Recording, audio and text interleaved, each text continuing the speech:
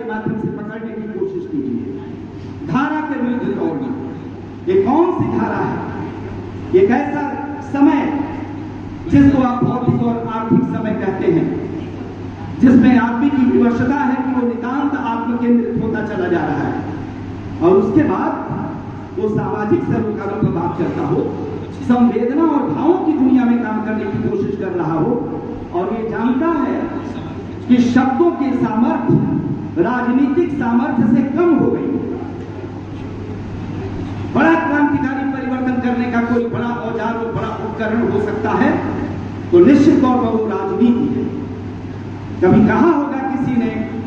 कि राजनीति के आगे चलने वाली मशाल है साहित्य, लेकिन सच्चाई है कि बड़े और सकारात्मक प्रत्यक्ष परिवर्तन जो सामाजिक घटित होते हैं वो राजनीतिक परिवर्तन होते हैं। राजनीति इतना सशक्त माध्यम है जिस सशक्त माध्यम से आप सामाजिक परिवर्तन कर सकते हैं। साहित्य राजनीति के परिवर्तन का सहयोगी माध्यम भी हो सकता है, लेकिन इस सहयोगी माध्यम को भी इतना महत्वपूर्ण मानते हुए आपके बीच में जो व्यक्ति बैठा हुआ है, जिसके लिए मैंने कहा कि वो दीवानगी डॉक्टर माधव कृष्ण के भीतर दिखाई देती है, जिसका मैं मुरीद हूं, जिसका मैं प्रशंसक हूं, क्योंकि मैं व्यक्तिगत तौर पर अपने को मानता हूं और आप में से भी हो सकता है हायर एजुकेशन में, इंटरमीडिएट कॉलेज में पढ़ाने वाले बहुत सारे लोग हो सकते हैं, सांस्थानिक तौर पर बहुत ही प्रत्यक्ष किस्म की अपनी संबद्धता के बावजूद जहां भाषा और साहित्य पढ़ाने का वेतन मुझे मिलता रहा है, इतनी प्रत्यक्ष संबद्धता के बावजूद, सांस्थानिक संबद्धता के बावजूद मेरी जिंदगी में तो इतना बड़ा पागलपन नहीं है भाई, मेरी जिंदगी में तो इतनी बड़ी दीवानगी नहीं है भाई। मेरी जिंदगी में इतनी बड़ी दीवानगी होती तो अभी भी इस बात के लिए माफी मांगनी पड़ती कि पिनाक आकर के पड़ी हुई है, एक पुस्तक पड़ी हुई है और पुस्तक के सारे पृष्ठों से अभी तक 11 महीने हो गए और मैं गुजर नहीं पाया। ये जिसे एक मोटी तनख्वाह हायर एजुकेशन में मिलती है, जिसका काम नहीं है पढ़ना और पढ़ाना, अध्ययन और अध्यापन जिसका धर्म है, इसके अलावा उससे कोई दूसरी अपेक्षा नहीं की जाती है, तो ऐसी स्थिति में जो पढ़ने पढ़ाने से लेकर के और अध्ययन अध्यापन तक सांस्थानिक तौर पर बहुत सीधे सीधे प्रत्यक्ष तौर पर जुड़े हुए लोग हैं, अगर ऐसे लोग ये काम नहीं कर रहे हैं तो एक साइंस और टेक्नोलॉजी का नौजवान, जिसके बारे में भाई साहब अभी टिप्पणी करते हुए यहां पर कह रहे थे, विज्ञान और प्रौद्योगिकी क्षेत्र का एक प्रतिभाशाली युवक जिसने अपने प्रतिभा के झंडे गाड़े थे और जो सेलेक्ट होता है और आईआईटी का विद्यार्थी होता है और वहां से उच्च स्तरीय डिग्री हासिल करके साइंस विज्ञान और प्रौद्योगिकी में और फिर वो मैनेजमेंट की दुनिया में जाता है, व्यावसायिक प्रबंधन के क्षेत्र में वो अपनी योग्यता अर्जित करता है। व्यावसायिक प्रबंधन के क्षेत्र में जाने वाला एक आदमी साइंस और टेक्नोलॉजी के क्षेत्र में उच्च स्तरीय डिग्री हासिल करने वाला कोई आदमी प्रबंधन से भी अलग आकर के और एक स्कूल खोलता है, बच्चों को शिक्षित करने की कोशिश करता है। मुझे तो लगता है कि पिनाक को छोड़ करके मुझे डॉक्टर माधव कृष्ण के जिंदगी के बारे में और इनके सामाजिक सरोकारों के बारे में बात करना चाहिए। ऐसे ही लोग हमारे समय के नायक होते हैं।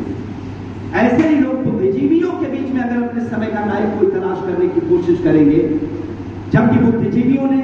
शब्द और जीवन के बीच में, शब्द और कर्म के बीच में बड़ी भांत पैदा करके, बहुत भारी अंतराल पैदा करके बुद्धिजीवियों ने अपनी अस्मिता को प्रश्नांकित और संदिग्ध बना लिया है, उनकी वैधता संदिग्ध हो गई है। इसलिए ऐसे दौर में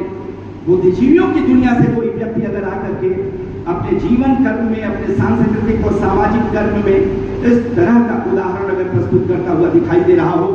वो चिंतन भी कर रहा हो और चिंतन के साथ साथ समस्याओं से भी वो जूझ रहा हो और समस्याओं के समाधान के लिए वो पथ निर्देश भी कर रहा हो, तो ऐसे आदमी का हार्दिक इस्तकबाल किया जाना चाहिए, उसका स्वागत किया जाना चाहिए। माधव कृष्ण के व्यक्तित्व का यह प्रभाव है मेरी चेतना पर। आप मेरे बारे में पता करेंगे, सामने बैठा करके मुझे किसी की प्रशंसा करने नहीं आती है, मैं बहुत कृपण हूं प्रशंसा में, बहुत कृपण हुई, लेकिन जब कोई शब्द छीन लेता है जबरदस्ती, जब कोई विवश कर देता है, तो मन होता है कि मैं उसके बारे में बोलूं और दिल खोल करके बोलूं। लेकिन जाहिर है इसके पहले इस सभा में से कहीं से भी एक विनम्र स्वर उठे कि आप किताब के बारे में कब बोलिएगा, माधव कृष्ण के बारे में तो आप बोल ही रहे हैं, किताब के बारे में कुछ कब बोलिएगा। तो ऐसी किसी असुविधाजनक स्थिति से बचने के लिए अब मुझे पिनाक पर ही अपनी बात शुरू करनी चाहिए। ये संग्रह मैं आदरणीय अपने के पूर्व वक्ता, उनका नाम भूल गया, तो अभी इन्होंने बहुत अच्छी बात कही।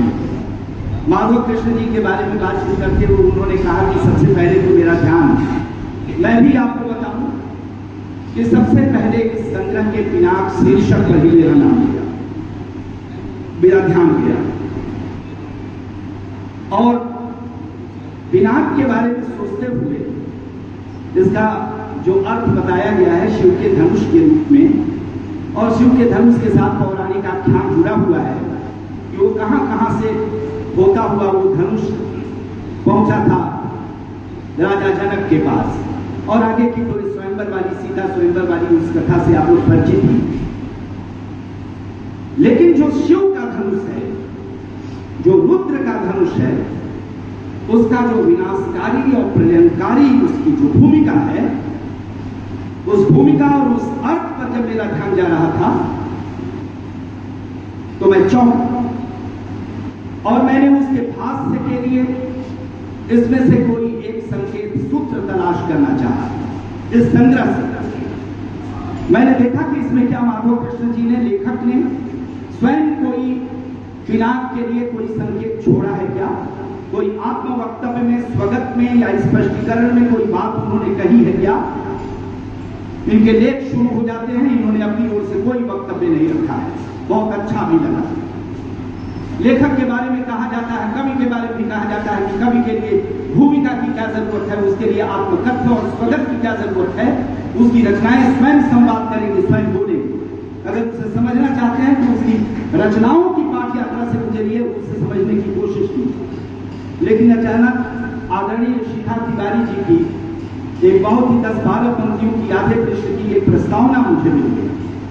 उस प्रस्तावना में भी इस पिनाक का कोई अर्थ, संकेत, कोई रहस्य सूत्र मैंने तलाश करने की कोशिश की, लेकिन शिखा जी ने कोई ऐसा संकेत उसमें नहीं किया।